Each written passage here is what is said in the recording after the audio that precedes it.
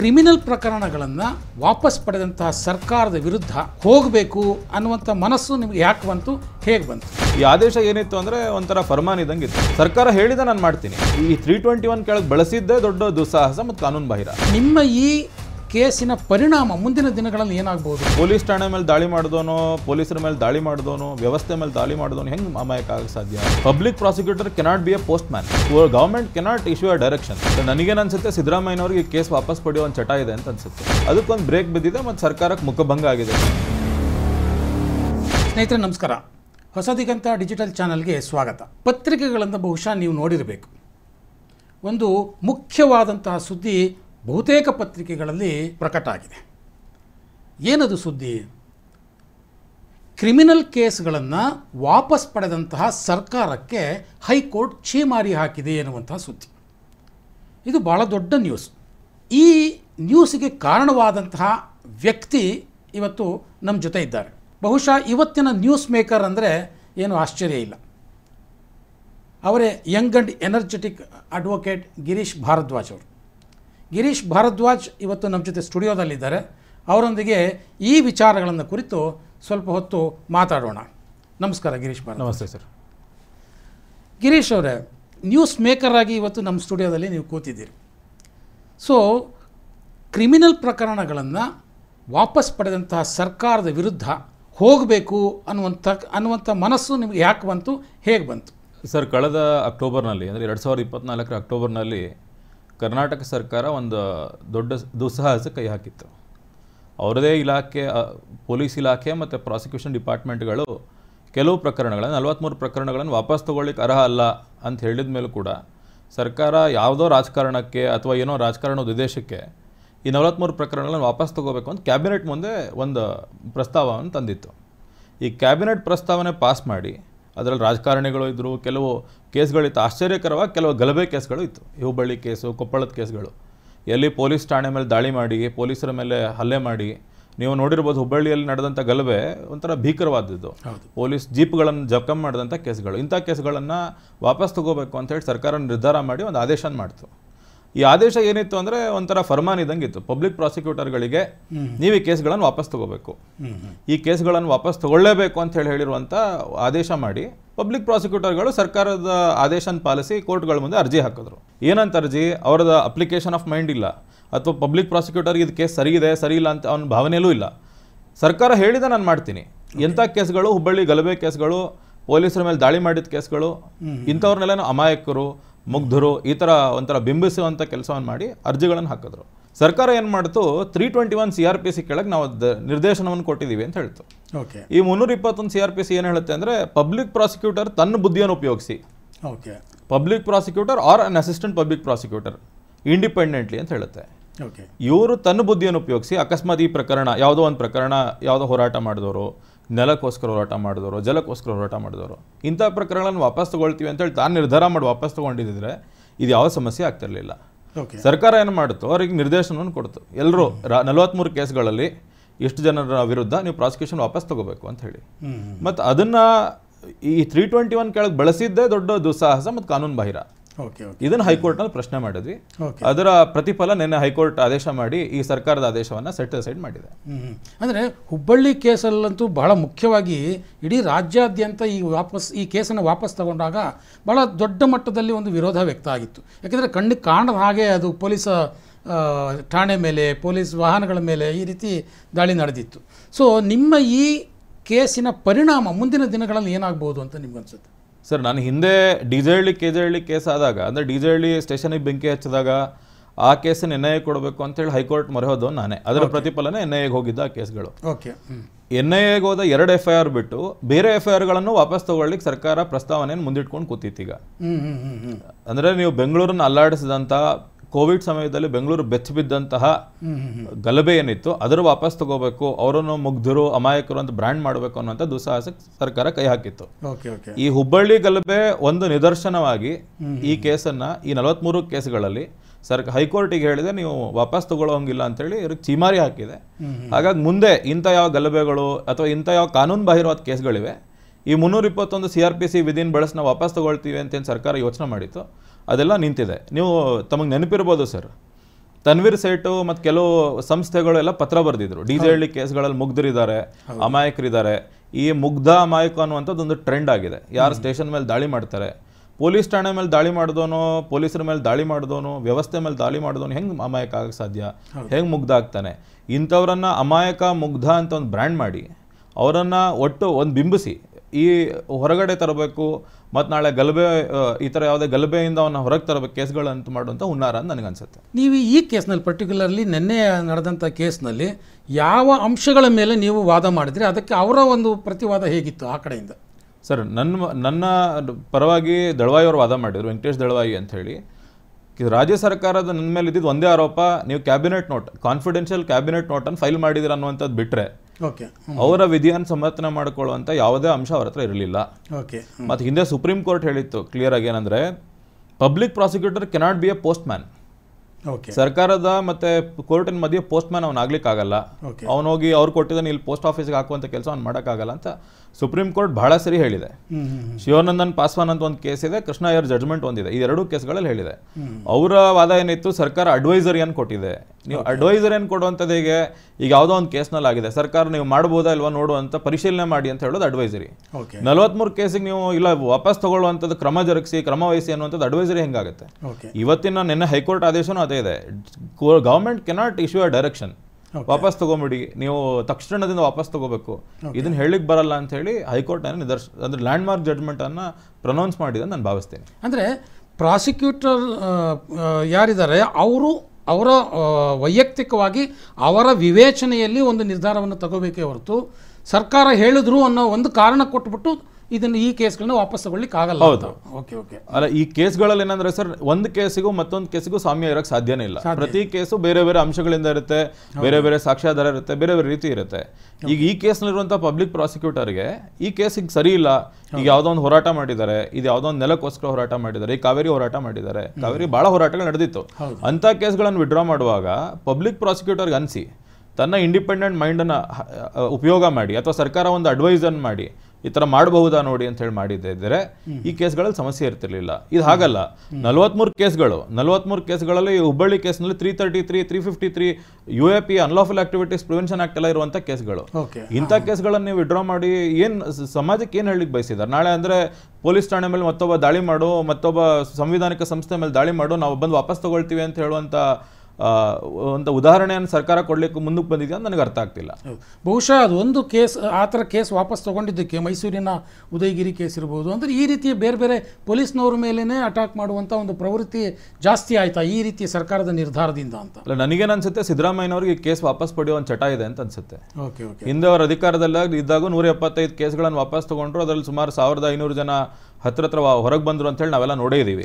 ಮತ್ತೆ ಇಂಥ ಕೇಸ್ಗಳಲ್ಲಿ ಪ್ರಮುಖ PFI, SDPI ಅಂತ ಸಂಘಟನೆಗಳಲ್ಲಿ ಇದ್ದವರು ಇದ್ರು ಅಂತಾನು ನಮಗೆ ಗೊತ್ತಿದೆ. ಈ ಪ್ರತಿ ಸರ್ಕಾರ ಬಂದಾಗ ಅಪೀಸ್ಮೆಂಟಿಂಗ್ ಮಾಡ್ತಾರೋ ಅಥವಾ ಏನಕ್ಕೆ ಮಾಡ್ತಾರೋ ಗೊತ್ತಿಲ್ಲ. ಈಗ ಹಿಂದೆ ಕೆಲವು ಗಲಭೆಗಳಲ್ಲಿ ಯಾರು ವಿಮುಕ್ತ ಆದರೂ ಕೇಸ್ಗಳಿಂದ ಹೊರಗೆ ಬಂದರು, ಬೇರೆ ಬೇರೆ ಸ್ಟೇಷನ್ಗಳ ದಾಳಿಗಳು ಅಥವಾ ಬೇರೆ ಬೇರೆ ಗಲಭೆಗಳಲ್ಲಿ ಸಿಕ್ಕಾಕೊಂಡ್ರು ಅಂತ ನಾವು ನೋಡಿದ್ದೀವಿ. ಮತ್ತು ಈ ಉದಾಹರಣೆ ಏನಂದ್ರೆ, ಈಗ ನೋಡಿ, ನಾಳೆ ಹುಬ್ಳಿ ಕೇಸ್ನಲ್ಲಿ ಪೊಲೀಸ್ ಠಾಣೆ ಮೇಲೆ ದಾಳಿ ಮಾಡಿದ್ರೆ ಹೊರಗೆ ಬಂದಿದ್ದಿದ್ರೆ ಪೊಲೀಸರು ತಲೆ ಎತ್ಕೊಂಡು ತಿರುಗಾಡಲಾಗ್ತಿತ್ತಾ ಅಥವಾ ಪೊಲೀಸ್ ವ್ಯವಸ್ಥೆಗೆ ಏನಾದರೂ ಗೌರವ ಇರ್ತಿತ್ತಾ? ನಾಳೆ ಹುಬ್ಳಿ ದಾಳಿ ಮಾಡಿದವನು ಕೊಪ್ಪಳದಲ್ಲಿ ದಾಳಿ ಮಾಡ್ತಾನೆ, ವ್ಯತ್ಯಾಸ ಏನೂ ಇಲ್ಲ. ಹುಬ್ಳಿಲಿ ವಾಪಸ್ ತಗೊಂಡ್ರೆ ಕೊಪ್ಪಳದಲ್ಲಿ ವಾಪಸ್ ತಗೊಳ್ಳಿ ಅಂತ ಹೇಳ್ತಾನೆ.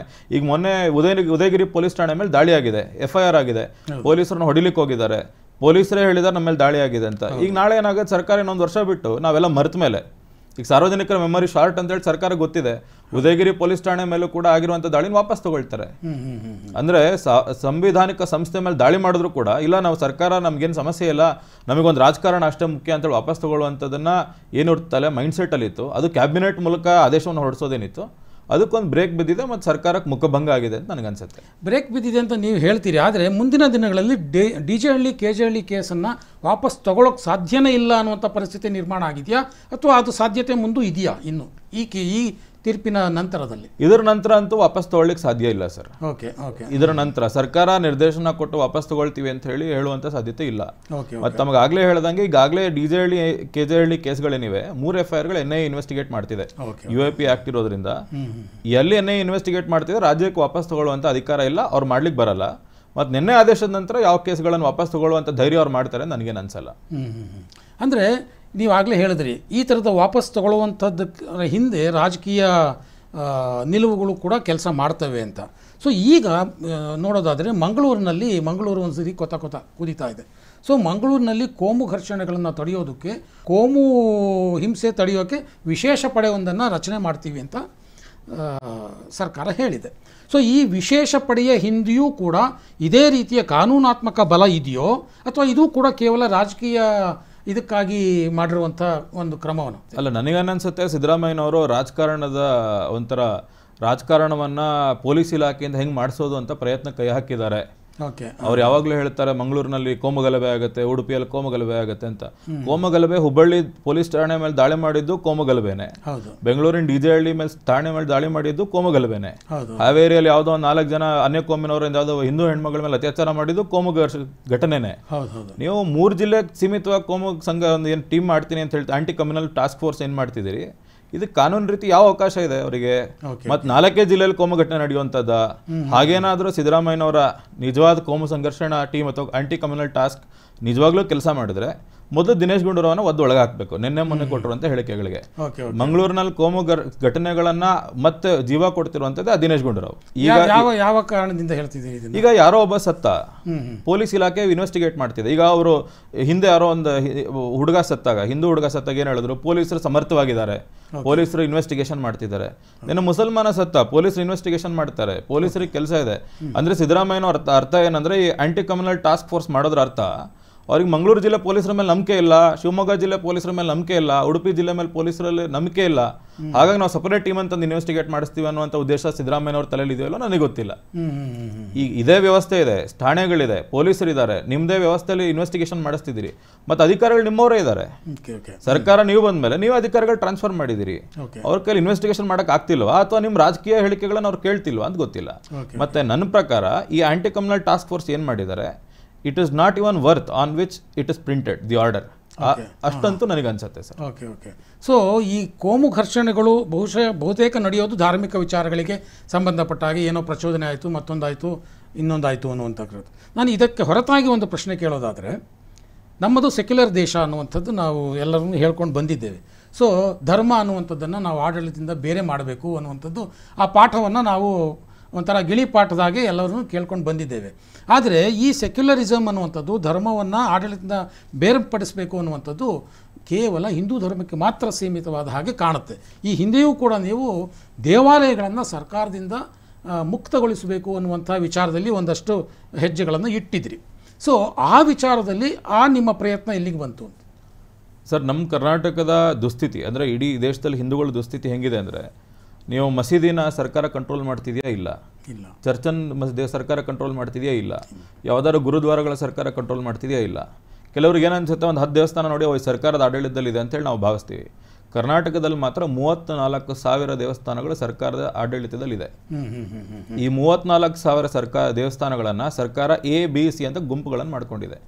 ಏನು ABC ಅಂದರೆ ದೇವರ ಮಹಾತ್ಮ ಅಥವಾ ದೇವರ ಪೂಜೆ ಪುನಸ್ಕಾರದ ಮೇಲಲ್ಲ, ಅಲ್ಲಿ ಬರ್ತಿರೋ ಆಧಿಕ್ಯದ ಮೇಲೆ ABC ಅಂತ ಮಾಡ್ಕೊಂಡಿದೆ, ಆದಾಯದ ಮೇಲೆ. ನಿಮ್ಗೆ ಆಶ್ಚರ್ಯ ಏನಂದ್ರೆ, ಈ ಮುಜರಾಯಿ ಕಾಯ್ದೆ, ಧಾರ್ಮಿಕ ದತ್ತಿ ಕಾಯ್ದೆ ಏನಿದೆ, ಇದನ್ನು ಕರ್ನಾಟಕ ಹೈಕೋರ್ಟ್ ಸ್ಟ್ರಕ್ ಡೌನ್ ಮಾಡಿದೆ. ಇದು ಸಂವಿಧಾನ ಬಾಹಿರ, ಇದು ಹಿಂದೂಗಳನ್ನ ತಡೆಯುವಂತ ಅಥವಾ ಹಿಂದೂಗಳ ವಿರುದ್ಧ ಇರುವ ಕಾನೂನು ಅಂತ ಹೇಳಿ ಕರ್ನಾಟಕ ಹೈಕೋರ್ಟ್ ಸ್ಟ್ರಕ್ ಡೌನ್ ಮಾಡಿರುವ ಕಾನೂನಿಗೆ ಯಾವಾಗಿದ್ದು ಇದು 2017ರಲ್ಲಿ ಆಗಿರುವಂತ ಆದೇಶ ಏನಾಗಿದೆ, ಅದಕ್ಕೆ ಸರ್ಕಾರ ಮತ್ತೆ ಮೊನ್ನೆ ಅಮೆಂಡ್ಮೆಂಟ್ ಮಾಡ್ಲಿಕ್ಕೆ ಹೋಗಿ ರಾಜ್ಯಪಾಲರು ಅದನ್ನು ರಾಷ್ಟ್ರಪತಿಗಳು ಕಳಿಸಿದ್ದಾರೆ. ಈ ಕಾನೂನು ಅಸ್ತಿತ್ವದಲ್ಲೇ ಇಲ್ಲ. ಏನು ಅಮೆಂಡ್ಮೆಂಟ್ ಮಾಡಕ್ ಹೋದ್ರು ಸರ್ಕಾರ? ಇವ್ರು ಏನ್ ಮಾಡಿದ್ರು, ಆದಾಯದಲ್ಲಿ 5% ಗಳಿಕೆಯನ್ನು ವಾಪಸ್ ತಗೋಬೇಕು ನಾವು ಅಂತ ಹೇಳಿ ಒಂದು ಅಮೆಂಡ್ಮೆಂಟ್ ಮಾಡ್ಲಿಕ್ಕೆ ಹೋಗಿದ್ರು. ಅದನ್ನ ರಾಜ್ಯಪಾಲರಿಗೆ ಕಳಿಸಿದ್ರು. ಅಂದ್ರೆ ವಿಧಾನ ಪರಿಷತ್ನಲ್ಲಿ ಅದು ಬಿಲ್ ಡಿಫೀಟ್ ಆಯ್ತು, ಮತ್ತೆ ವಿಧಾನಸಭೆಗೆ ತಂದು ರಾಜ್ಯಪಾಲರಿಗೆ ಹೋಗಿತ್ತು. ರಾಜ್ಯಪಾಲರು ಅಂಕಿತ ಕೊಡದಿರ ರಾಷ್ಟ್ರಪತಿಗಳು ಕಳಿಸಿ ಪುಣ್ಯದ ಕೆಲಸ ಮಾಡಿದ್ದಾರೆ. ಯಾಕಂದ್ರೆ ರಾಜ್ಯಪಾಲರು ಕ್ಲಿಯರ್ ಹೇಳಿದ್ದಾರೆ, ಈ ಕಾಯ್ದೆ ಅಸ್ತಿತ್ವದಲ್ಲಿ ಇಲ್ಲ, ಆದರೆ ಸುಪ್ರೀಂ ಕೋರ್ಟ್ ಸ್ಟೇ ಇದೆ. ಸುಪ್ರೀಂ ಕೋರ್ಟ್ ಏನ್ ಮಾಡಿದ್ರು, ಕರ್ನಾಟಕ ಹೈಕೋರ್ಟ್ ಆದೇಶಕ್ಕೆ ಸ್ಟೇ ಮಾಡಿರೋ ಕಾರಣಕ್ಕೆ ಇವರು ಅದನ್ನ ಅಮೆಂಡ್ಮೆಂಟ್ ಮಾಡಿದ್ರು. ಈಗ ಅದು ರಾಷ್ಟ್ರಪತಿಗಳ ಆಡಳಿತಕ್ಕೆ ಹೋಗಿದೆ. ಅಂದ್ರೆ ದೇವಸ್ಥಾನಗಳ ಆಡಳಿತ ಯಾವುದೇ ಸರ್ಕಾರ ಬಂದರೂ ಕೂಡ ಸರ್ಕಾರದ ಸುಪರ್ದಿಯಿಂದ ಹೊರಗೆ ಬರುವಂತ ಯೋಚನೆಯನ್ನು ಯಾವ ಸರ್ಕಾರಗಳು ಮಾಡಲಿಲ್ಲ. ನಿಮ್ಗೆ ಆಶ್ಚರ್ಯ ಅಂದ್ರೆ, ಇವತ್ತಿಗೂ ಮುಸಲ್ಮಾನರು ಧಾರ್ಮಿಕ ದತ್ತಿ ಇಲಾಖೆಯಲ್ಲಿ ಕೆಲಸ ಮಾಡ್ತಿದ್ದಾರೆ. ನನ್ನದೇ RTI ಮಾಹಿತಿ ಹಿಂದೆ ಬಂದಾಗ ಸುಮಾರು ಜನ ಅನ್ಯ ಧರ್ಮೀಯರು ಧಾರ್ಮಿಕ ದತ್ತಿ ಇಲಾಖೆಯಲ್ಲಿ ಕೆಲಸ ಮಾಡ್ತಿದ್ರು. ಸೊ ಆ ಕಾಯ್ದೆ ಏನು ಹೇಳುತ್ತೆ, ಅದು ಮಾಡಬಾರ್ದು ಅಂತ ಕಾಯ್ದೆ ಸ್ಪಷ್ಟವಾಗಿದೆಯಾ? ಬೇರೆ ಧರ್ಮೀಯರು ಅದರಲ್ಲಿ ಇರಬಾರ್ದು ಅಂತ ಅಲ್ಲ, ಅದ್ರ ಜೊತೆಗೆ ಇನ್ನೊಂದು ಹೇಳುತ್ತೆ, ಧಾರ್ಮಿಕ ದತ್ತಿ ಕಾಯ್ದೆ ಅನ್ಯ ಧರ್ಮೀಯರು ಅಥವಾ ಹಿಂದೂ ಧರ್ಮದಲ್ಲಿ ನಂಬಿಕೆ ಇಲ್ದಿರೋರು ಕೂಡ ಇರಬಾರ್ದು ಅಂತ ಹೇಳುತ್ತೆ.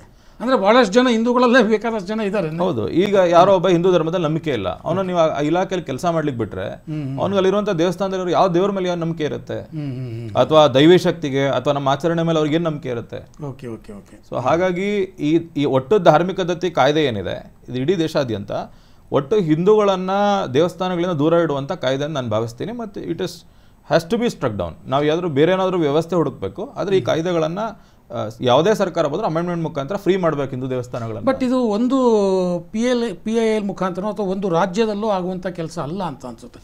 ಬಹುತೇಕ ಒಟ್ಟಾರೆ ಇಡೀ ದೇಶವನ್ನು ನೋಡಿದಾಗ ಇದಕ್ಕೆ ಬೇರೆದೇ ಆದ ರೀತಿಯ ಒಂದು ಅಪ್ರೋಚ್ ಬೇಕು ಅಂತ ಅನ್ಸಲ್ವಾ? ಲೀಗಲ್ ಅಪ್ರೋಚ್ ಅಂತ ಏನಿಲ್ವಾ? ಅಲ್ಲ, ಈಗ ಸಹಸ್ರಲಿಂಗ ಜಡ್ಜ್ಮೆಂಟ್ ಪ್ರಕಾರ ಈಗ ಸುಪ್ರೀಂ ಕೋರ್ಟ್ನಲ್ಲಿ ಕೇಸ್ ಪೆಂಡಿಂಗ್ ಇದೆ.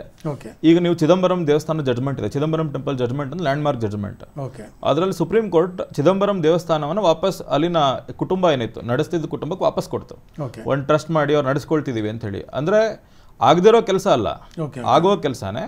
ಆದರೆ ಇಷ್ಟು ದೇವಸ್ಥಾನ, ಈಗ ನಾನು ತಮ್ಮ ಹತ್ರ ಹೇಳಿದಾಗ 34,000 ದೇವಸ್ಥಾನ ಏನಿದೆ, ಇದನ್ನು ಮ್ಯಾನೇಜ್ ಮಾಡುವಂಥ ವ್ಯವಸ್ಥೆನ ಹಿಂದೂ ಸಮಾಜ ರೆಡಿ ಮಾಡಬೇಕು. ಯಾಕೆಂದ್ರೆ ಪ್ರತ್ಯೇಕವಾಗಿ ಒಂದೊಂದು ದೇವಸ್ಥಾನ ಅಂತ ನೋಡ್ಕೊಳಕ್ ಹೋದ್ರೆ ಆಗಲ್ಲ. ಇದು ಒಂದು ಬೇರೆನೇ ಅಪ್ರೋಚ್ ಬೇಕಾಗುತ್ತೆ ಅಲ್ವಾ? ಒಂದು ಟೆಂಪಲ್ ಅಡ್ಮಿನಿಸ್ಟ್ರೇಷನ್ ಅಥವಾ ಒಂದು ಟೆಂಪಲ್ ಎಕಾನಮಿ ಅಂತ ಹೇಳಿ ನಾವು ಸೃಷ್ಟಿ ಮಾಡಿದೆ. ಈ 34,000 ದೇವಸ್ಥಾನ ನಾಳೆ ಸರ್ಕಾರದ ಹೊರಗೆ ಬರುತ್ತೆ ಅಂತ ಇಟ್ಕೊಂಡ್ರು ಕೂಡ ಈ ಹಿಂದೂ ಸಮಾಜದ ನಡೆಸುವಂಥ ಶಕ್ತಿ ಬೇಕಲ್ಲ, ಅದನ್ನ ಯೋಚನೆ ಮಾಡಬೇಕು. ಆದರೆ ಒಂದಂತೂ on face of it is illegal. Okay okay okay. ಅದಕ್ಕೆ ಪವನ್ ಕಲ್ಯಾಣ ಒಂದು ಸಜೆಷನ್ ಕೊಟ್ಟರು, ಧಾರ್ಮಿಕ ಪರಿಷತ್ ಒಂದು ಮಾಡಬೇಕು. ಅವರು ವಕ್ಫ್ ಯಾವ ರೀತಿ ಮಾಡ್ಕೊಂಡಿದ್ದಾರೆ ಆ ಇದರಲ್ಲಿ ನಾವು ಧಾರ್ಮಿಕ ಪರಿಷತ್ ಅಂತ ಮಾಡಬೇಕು, ಸನಾತನ ಧರ್ಮ ಪರಿಷತ್ ಮಾಡಬೇಕು ಅಂತ ಒಂದು ಆ ಥರ ಯಾವುದೋ ಒಂದು ವ್ಯವಸ್ಥೆಯನ್ನು ಮಾಡಬೇಕಾಗತ್ತೆ. ಆ ವ್ಯವಸ್ಥೆ ಮಾಡಿ ಹಿಂದೂ ದೇವಾಲಯಗಳನ್ನ ಹಿಂದೂಗಳೇ ಆಡಳಿತ ಮಾಡುವಂಥ ಅಥವಾ ಸರ್ಕಾರದ ಸುಪರ್ದಿ ಇಲ್ದಿರುವಂಥ ಒಂದು ಆಡಳಿತ ಮಾಡುವಂಥ ವ್ಯವಸ್ಥೆಯನ್ನು ನಾವು ಯೋಚನೆ ಮಾಡಬೇಕಾಗುತ್ತೆ ಹಿಂದೂ ಸಮಾಜ ಅಂತ ನನಗನ್ಸುತ್ತೆ. ಒಂದು ದೇವಸ್ಥಾನಗಳು, ಇನ್ನೊಂದು ಬೇರೆ ಬೇರೆ ಕಾರಣಗಳಿಗೆ ಮುಸ್ಲಿಮರ ಸುಪರ್ದಿಗೆ ಹೋಗಿರುವಂಥ ಒಂದಷ್ಟು ಜಾಗಗಳಿದ್ದಾವೆ. ಚಾಮರಾಜಪೇಟೆಯಲ್ಲಿ ನೀವು ಹೇಳಿದಾಗೆ ಆ ವೆಟರ್ನರಿ ಆಸ್ಪತ್ರೆಯ ಒಂದು ಪ್ರಕರಣ, ಆ ಪ್ರಕರಣ ಏನು ಅದೊಂಚೂರು ವಿವರಣ. ಅಲ್ಲ, ಚಾಮರಾಜಪೇಟೆಯಲ್ಲಿ ಏನಾಗಿತ್ತು, ಒಂದು ಮುತ್ತೋಜಿರಾವ್ ಸಿಂಧೆ ಅಂತ ಹೇಳಿ ಪಾಪ ಹಿಂದೆ 1886 ಒಂದು ಜಾಗವನ್ನು 4 ಎಕರೆ ಜಾಗ ಪ್ರೈಮ್ ಪ್ರಾಪರ್ಟಿಯನ್ನು ವೆಟರ್ನರಿ ಹಾಸ್ಪಿಟಲಿಗೆ ದಾನ ಮಾಡಿದರು. ಉದ್ದೇಶ ಏನಿತ್ತು ಅಂದರೆ ಹಸುಗಳು ನಾಯಿಗಳು ಇವಕ್ಕೆಲ್ಲ ಆಸ್ಪತ್ರೆ ಇಲ್ಲ ಅಂತ ಕೊಟ್ಟಿದ್ದರು. ಜಮೀರ್ ಅಹಮದ್ ಹಿಂದಿನ BJP ಸರ್ಕಾರ ಇದ್ದಾಗ 4-5 ಬಾರಿ ಅದನ್ನು ಮೈನಾರಿಟಿ ಇಲಾಖೆ ಕೊಡಿ, ಬೇರೆ ಕಾರಣ ಕೊಡಿ ಅಂತ ಕೇಳಿದಾಗ ಸರ್ಕಾರ ನಿರ್ಲಕ್ಷ್ಯ ಮಾಡಿತ್ತು, ಸರ್ಕಾರ ರಿಜೆಕ್ಟ್ ಮಾಡಿತ್ತು. ಸರ್ಕಾರ ಹೇಳಿತ್ತು ಕೊಡ್ಲಿಕ್ಕೆ ಬರಲ್ಲ, ಕಾರಣ ನಮ್ಮ ಹತ್ರ ಬೇರೆ ಯೋಜನೆಗಳಿದೆ ಅಂತೇಳಿ ಹೇಳಿತ್ತು. ಈ ಸರ್ಕಾರ ಬಂದಿದ ತಕ್ಷಣ ಯಾವ ಜಾಗ, ಸಿದ್ದರಾಮಯ್ಯನವ್ರ ಸರ್ಕಾರ ಬಂದಿದ ತಕ್ಷಣ ಯಾವ ಜಾಗನ ಹಿಂದಿನ ಸರ್ಕಾರ ರಿಜೆಕ್ಟ್ ಮಾಡಿತ್ತು, ಸರ್ಕಾರ ಆದೇಶ ಆಗಿತ್ತು, ಆ ಜಾಗನ ಜಮೀರ್ ಅಹಮದ್ ಲೆಟರ್ ಆದಮೇಲೆ, ಜಮೀರ್ ಅಹಮದ್ ಹಜ್ ಮತ್ತು ವಕ್ಫ್ ಸಚಿವ ಆದಮೇಲೆ ಅವರ ಜಾಗವನ್ನು ಮೈನಾರಿಟಿ ಇಲಾಖೆಗೆ ಕೊಡಬೇಕು ಅಂತ ಆದೇಶ ಮಾಡಿದರು. ಇದನ್ನು ಮತ್ತೆ ಅಂದರೆ ಯಾವ್ದು ಗಿಫ್ಟೆಡ್ ಲ್ಯಾಂಡ್ ಇತ್ತು ಅದನ್ನು ಕೊಡಬೇಕು ಅಂತ ಆದೇಶ ಮಾಡಿದರು. ಅದನ್ನು ಹೈಕೋರ್ಟಿಗೆ ಮತ್ತೆ PIL ಹಾಕಿದ್ದು. ಹೈಕೋರ್ಟ್ ಮುಂದೆ ಹಿಯರಿಂಗ್ ಆದ ನಂತರ ಸರ್ಕಾರಕ್ಕೆ ಏನು ಅನಿಸ್ತೇನೋ ಗೊತ್ತಿಲ್ಲ, ಸರ್ಕಾರ ನಾವು ಈ ಜಾಗ ವರ್ಗಾವಣೆ ಮಾಡಿದ ಆದೇಶನ ವಾಪಸ್ ತಗೊಳ್ತೀವಿ ಅಂತ ವಾಪಸ್ ತೊಗೊಂಡಿದ್ರು. ಹಾಗಾಗಿ 4 ಎಕರೆ ಜಾಗ ಹಸುಗಳ ವೆಟರ್ನರಿ ಹಾಸ್ಪಿಟಲ್ ಉಳಿದಿದೆ, ಇವತ್ತು ಅಲ್ಲೇ ಇದೆ. Okay okay. ಸೊ ಇನ್ನೊಂದು ವಿಚಾರ, ಸಿದ್ದರಾಮಯ್ಯ ಸರ್ಕಾರ ಬಂದ ಮೇಲೆ ಮಾಡಿರುವಂಥದ್ದು ಫ್ಯಾಕ್ಟ್ ಚೆಕ್ ಅನ್ನುವಂಥ ಹೆಸರಿನಲ್ಲಿ ಮಾಡಿರುವಂಥ ಒಂದು ಪ್ರಯತ್ನ. ಮೊಹಮ್ಮದ್ ಜುಬೇರ್ ಅವ್ರನ್ನ ಕರ್ಕೊಂಡ್ಬಂದು ಅವರಿಗೆ ಫ್ಯಾಕ್ಟ್ ಚೆಕ್ ಒಂದು ಕಮಿಟಿ ಅಂತನೋ ಏನೋ ಒಂದು ಮಾಡಿದ್ದಾರೆ. ಈಗ ಫ್ಯಾಕ್ಟ್ ಚೆಕ್ ಏಜೆನ್ಸಿ ಅಂತ ಮಾಡಿ ಅವ್ರಿಗೊಂದು ಪವರ್ ಕೊಟ್ಟಿದ್ದೀವಿ ಅಂತ ಹೇಳಿಬಿಟ್ಟು ಫ್ಯಾಕ್ಟ್ ಚೆಕ್ ಮಾಡುವಂಥ ಒಂದು ಕೆಲಸವನ್ನು ಮಾಡ್ತಾ ಇದ್ದಾರೆ. ಆದರೆ ಈ ಫ್ಯಾಕ್ಟ್ ಅನ್ನುವಂಥದ್ದು, ಅದರ ಚೆಕ್ ಮಾಡುವಂಥದ್ದು ಒಬ್ಬ ವ್ಯಕ್ತಿಗೆ ಸೀಮಿತವಾಗುತ್ತಾ? ಈ ಫ್ಯಾಕ್ಟ್ ಚೆಕ್ ಏಜೆನ್ಸಿಗೆ ಯಾವ ರೀತಿಯ ಕಾನೂನಿನ ಬೆಂಬಲ ಇದೆ ಅಂತ ನಿಮ್ಗನ್ಸುತ್ತೆ? ನನಗೇನನ್ಸುತ್ತೆ, ಇದೇ ಜುಬೇರ್ ಅಂಡ್ ಯಾರು ತಾವು ಹೇಳ್ತಿದ್ದೀರಿ, ಇವರೆಲ್ಲ ಸುಪ್ರೀಂ ಕೋರ್ಟ್ನಲ್ಲಿ ಫ್ಯಾಕ್ಟ್ ಚೆಕ್ ಏಜೆನ್ಸಿ ವಿರುದ್ಧ ಹೋರಾಟ ಮಾಡ್ತಿದ್ದಾರೆ. ಕೇಂದ್ರ ಸರ್ಕಾರ IT ರೂಲ್ಸಿಗೆ ತಂದಿರೋ ಅಮೆಂಡ್ಮೆಂಟ್ ವಿರುದ್ಧ ಇವರೇ ಕೇಸ್ ಹಾಕಿದ್ದಾರೆ, ಅದು ಸ್ಟೇ ಆಗಿದೆ. ಈ ಫ್ಯಾಕ್ಟ್ ಚೆಕ್ ಏಜೆನ್ಸಿಗೆ ಕಾನೂನು ರೀತಿ ಅಥವಾ ಸಂವಿಧಾನಿಕವಾಗಿ ಯಾವುದೇ ಬೆಲೆ ಇಲ್ಲ, ಇದೇನೂ ಅಲ್ಲ. ಕೆಲವು ಕಾಂಗ್ರೆಸ್ ಕಾರ್ಯಕರ್ತರನ್ನ ಅಥವಾ ಕೆಲವು ಕಾಂಗ್ರೆಸ್ ಪರ ಇರುವಂತವ್ರನ್ನ ಕೂಡಿಸ್ಲಿಕ್ಕೆ ಮಾಡುವಂತ ಒಂದು ವ್ಯವಸ್ಥೆ ಅಂತ ನನಗೆ ಅನ್ಸುತ್ತೆ. ಅದ್ರ ಜೊತೆಗೆ ಈಗ ಫ್ಯಾಕ್ಟ್ ಅನ್ನುವಂಥದ್ದು ಏನು ಅನ್ನೋದೇ ದೊಡ್ಡ ಪ್ರಶ್ನೆ. ಕಾಂಗ್ರೆಸ್ನವ್ರ ಪರ ಫ್ಯಾಕ್ಟ್ ಯಾವುದು, ಕಾಂಗ್ರೆಸ್ನವ್ರ ವಿರುದ್ಧ ಇರೋದು ಫ್ಯಾಕ್ಟ್ ಅಲ್ಲ ಅನ್ನುವಂಥ ಚರ್ಚೆ ಅಷ್ಟೇ. ಈಗ ಸಿದ್ದರಾಮಯ್ಯನವ್ರ ವಿರುದ್ಧ ಯಾರು ಮಾತಾಡ್ತಾರೆ ಅದು ಫ್ಯಾಕ್ಟ್ ಅಲ್ಲ. ಸಿದ್ದರಾಮಯ್ಯ ಮೊನ್ನೆ ಕಳೆದ ಬಜೆಟ್ನಲ್ಲಿ 100 ಕೋಟಿ ವಕ್ಫಿಗೆ ಕೊಟ್ಟರು ಅಂತ ಹೇಳಿ ಯಾರೋ ಬಂದು ಮೇಲೆ ಕೇಸ್ ಹಾಕಿದ್ರು. ಅದು ಫ್ಯಾಕ್ಟ್ ಆಗಿತ್ತು, ಆದ್ರೆ ಇವ್ರು ಸರಿಯಾಗಿ ಚೆಕ್ ಮಾಡಲಿಲ್ಲ. ಈ ಕೆಲವು ನಾನು ಲೈಟಾಗಿ ಉದಾಹರಣೆ ಕೊಡೋ ಹಾಗಿದ್ರೆ, ಟಿಪ್ಪು ಬಗ್ಗೆ ಚರ್ಚೆ ಆಗುತ್ತೆ. ಟಿಪ್ಪು ಬಗ್ಗೆ ಕೆಲವರು ಹೇಳ್ತಾರೆ ಇಲ್ಲ ಮೈಸೂರು ಹುಲಿ ಅಂತ, ನಾನಂತೂ ಒಪ್ಪಲ್ಲ. ಯಾವ್ದು ಫ್ಯಾಕ್ಟ್ ಯಾವ್ದು ಚೆಕ್ ಅಲ್ಲ ಅನ್ನುವಂಥದ್ದು ಚರ್ಚೆ ಮೇಲೆ ಆಗ್ಬೇಕು. ಕರೆಕ್ಟ್. ಸೊ ಹಾಗಾಗಿ ಈ ಚರ್ಚೆಗೆ ಅವಕಾಶ ಕೊಡ್ತೀರಾ, ನೀವು ಯಾವ ಡೆಮೋಕ್ರಸಿ ಬಗ್ಗೆ ಮಾತಾಡ್ತೀರಿ, ಯಾವ ಫ್ರೀಡಮ್ ಆಫ್ ಸ್ಪೀಚ್ ಬಗ್ಗೆ ಭಾಷಣ ಮಾಡ್ತೀರಿ. ಮತ್ತು ಸಿದ್ದರಾಮಯ್ಯನವ್ರು ಯಾವಾಗಲೂ ಹೇಳ್ತಾರೆ ನಾನು ಲಾಯರು ಅಂತ. ಅವರೇ ಈ ಡೆಮೋಕ್ರಸಿ ಫ್ರೀಡಮ್ ಆಫ್ ಸ್ಪೀಚ್ ಬಗ್ಗೆ ಎಲ್ಲ ಮಾತಾಡಿ ಈ ಫ್ಯಾಕ್ಟ್ ಚೆಕ್ ಏಜೆನ್ಸಿ ಅಂತ ಒಂದು ತೂಗುಗತಿ ಅಂತಂದು, ಯಾವುದೇ ಸಾಂವಿಧಾನಿಕ ಬೆಲೆ ಇಲ್ದಿರೋ ತೂಗುಗತಿ ಅಂತಂದು ಒಂದಷ್ಟು ಕೋಟಿ ಹಣವನ್ನು ಅಥವಾ ಒಂದಷ್ಟು ದುಡ್ಡನ್ನು ಅವ್ರ ಕಡೆ ಜನರಿಗೆ ಯಾರು ಅವ್ರ ಬೆಂಬಲಿಗರಿಗೆ ಕೊಡ್ಲಿಕ್ಕೆ ಮಾಡುವಂಥ ಒಂದು ಏಜೆನ್ಸಿ ಅಷ್ಟೇ. ಇದಕ್ಕೆ ಯಾವ್ದು ಸಂವಿಧಾನಿಕ ಮಾನ್ಯತೆ ಇಲ್ಲ. ಮತ್ತು ಇದು ಇನ್ನು ಕೆಲವು ದಿನಗಳಲ್ಲಿ ಫ್ಯಾಕ್ಟ್ ಚೆಕ್ ಏಜೆನ್ಸಿ ಕೂಡ ರದ್ದಾಗುತ್ತೆ ಅಂತ ನಾನು ಅನ್ಕೊಂಡಿದ್ದೀನಿ. ಸೊ ಇದರ ವಿರುದ್ಧವೂ ನಿಮ್ಮ ಒಂದು ಕಾನೂನು ಹೋರಾಟ ಏನಾದರೂ ಇದೆಯಾ? ಹೌದು, ಜಾರಿಯಲ್ಲಿ ಇದೆ, ಹೈಕೋರ್ಟ್ನಲ್ಲಿ ರಿಟ್ ಹಾಕಿದ್ದೀವಿ, ಹಾಗಾಗಿ ಇದು ಹೋಗುತ್ತೆ. ಮತ್ತೆ ನಾನು ಈ 43 ಕೇಸ್ಗಳಿಗೆ ಬರೋದಾದರೆ ಕ್ರಿಮಿನಲ್ ಕೇಸ್ಗಳನ್ನು ವಾಪಸ್ ಪಡಿಬಾರ್ದು ಅನ್ನುವಂಥ ಒಂದು ಆದೇಶ ಅಂತೂ ಬಂತು. ಆದರೆ ಇದರ ಜೊತೆಗೇನೆ ಅನೇಕ ಬೇರೆ ಬೇರೆ ಕೇಸ್ಗಳನ್ನು ಸಹ ವಾಪಸ್ ಪಡೆದಿದ್ದೆಲ್ಲ ಈಗ ಮತ್ತೆ ಆ ಕೇಸ್ಗಳನ್ನು ಸರಿ ಇಲ್ಲ ಅನ್ನೋದಂತೂ ಬಂತು. ಅದು ಬರೀ ಕಮ್ಯುನಲ್ ಗ್ರೌಂಡ್ಸ್ ಮೇಲಲ್ಲ, ಬೇರೆ ಬೇರೆ ರಾಜಕಾರಣಿಗಳು ಕೇಸ್ಗಳು ಮತ್ತೊಂದು ಎಲ್ಲವೂ ಈಗ ಎಲ್ಲದನ್ನು ವಾಪಸ್ಸಾಗಿದ್ದು ರದ್ದಾಯಿತು. ಸೊ ಹೀಗಿರುವಂಥ ಸಂದರ್ಭದಲ್ಲಿ ಮುಂದಿನ ದಿನಗಳಲ್ಲಿ ಬೇರೆ ಬೇರೆ ಹೋರಾಟಗಳಿಗೆ ಬೇರೆ ಬೇರೆ ಒಳ್ಳೊಳ್ಳೆಯ ಸದುದ್ದೇಶಗಳಿಗೆ ಮಾಡುವಂಥ ಹೋರಾಟದಲ್ಲಿ ಅಲ್ಲಿ ಕೇಸಾಗುವಂಥ ಆ ಥರ ಕೇಸ್ಗಳ ಮೇಲೆ ಯಾವುದಾದ್ರು ರೀತಿ ಇದು ಪ್ರಭಾವ ಬೀರುತ್ತಾ ಅಂತ ಇವತ್ತಿನ ಕೇಸ್? ನನಗೇನು ಹಾಗನ್ಸಲ್ಲ. ಕಾರಣ ಏನಂದರೆ ಸರ್ಕಾರ ಆದೇಶ ಮಾಡಿ ವಾಪಸ್ ತಗೊಳ್ಳುವಾಗಿಲ್ಲ, ಓಕೆ, ಈ ದಿಕ್ತತ್ ಹೊರಡಿಸುವಾಗಿಲ್ಲ ಅಥವಾ ಡೈರೆಕ್ಷನ್ ಕೊಡುವಾಗಿಲ್ಲ. ಈಗ ನಾನು ಆಗ್ಲೇ ಹೇಳ್ದಂಗೆ ರೈತರ ಹೋರಾಟ ಇರುತ್ತೆ, ನೆಲ ಜಲಕ್ಕೆ ಹೋರಾಟ ಮಾಡ್ತಾರೆ. ಇಂಥವ್ರ ಕೇಸುಗಳನ್ನ ಪಬ್ಲಿಕ್ ಪ್ರಾಸಿಕ್ಯೂಟರೇ ತನ್ನ ಇಂಡಿಪೆಂಡೆಂಟ್ ಮೈಂಡನ್ನು ಅಪ್ಲೈ ಮಾಡಿ ಅಥವಾ ಅವರ ವಿವೇಚನೆಯನ್ನು ಅಪ್ಲೈ ಮಾಡಿ ಅವ್ರು ವಾಪಸ್ ತಗೊಂಡ್ರೆ ಅದಕ್ಕೇನು ಸಮಸ್ಯೆ ಇಲ್ಲ. ಆದರೆ ಸರ್ಕಾರ ಕ್ಯಾಬಿನೆಟ್ ಬಳಸಿ ಇವರೆಲ್ಲರೂ ಈಗ ಪೊಲೀಸ್ ಇಲಾಖೆ ಪ್ರಾಸಿಕ್ಯೂಷನ್ ಇಲಾಖೆ ಎರಡು ವಾಪಸ್ ತಗೊಳಕ್ ಅರ್ಹ ಅಲ್ಲ ಪ್ರಕರಣ ಅಂತ ಹೇಳಿದ್ಮೇಲೆ ವಾಪಸ್ ತಗೊಳ್ಳೋದಿದೆಯಲ್ಲ, ಈ ಥರದಕ್ಕೆ ಯಾವುದಕ್ಕೂ ಅವಕಾಶ ಇರಲ್ಲ. ಅಂದರೆ ಸರ್ಕಾರಗಳು ಇನ್ನು ಮುಂದೆ ಏಕಪಕ್ಷೀಯವಾಗಿ ನಮ್ಮನ್ನು ಯಾರು ಕೇಳೋರೇ ಇಲ್ಲ ಅನ್ನೋ ರೀತಿಯಲ್ಲಿ ಯಾವುದೇ ಕೇಸ್ಗಳನ್ನು ಈ ರೀತಿಯ ಕೇಸ್ಗಳನ್ನು ವಾಪಸ್ ತಗೊಳ್ಳೋದು ಬಹುಶಃ ಕಷ್ಟ ಆಗುತ್ತೆ ಇನ್ನು ಮುಂದೆ. ಅಲ್ಲ, ಸಾಧ್ಯನೇ ಇಲ್ಲ ಅಂತ. ಸೊ ಅಷ್ಟರ ಮಟ್ಟಿಗೆ ನಿಮ್ಮ ಒಂದು PIL ರಾಜ್ಯದ ಹಿತಾಸಕ್ತಿಯ ದೃಷ್ಟಿಯಿಂದ ಕೆಲಸ ಮಾಡಿದೆ. ಇಲ್ಲಿಯವರೆಗೆ ಬಂದು ನಿಮ್ಮ ಈ ಒಂದು ಕಾನೂನು ಹೋರಾಟದ ಬಗ್ಗೆ ನಮ್ಮ ವೀಕ್ಷಕರಿಗೂ ತಿಳಿಸ್ಕೊಟ್ಟಿದ್ದಕ್ಕೆ ಧನ್ಯವಾದ. ನಮಸ್ಕಾರ ಗಿರೀಶ್. ನಮಸ್ತೆ ಸರ್.